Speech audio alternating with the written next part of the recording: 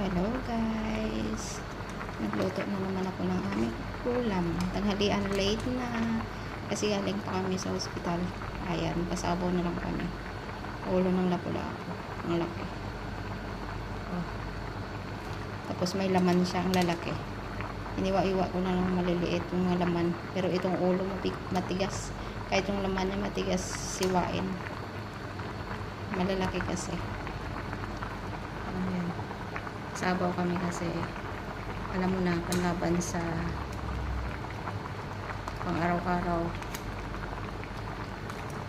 na gala. Gala. Punta kami ng bantay kami sa alaga namin. Ayan.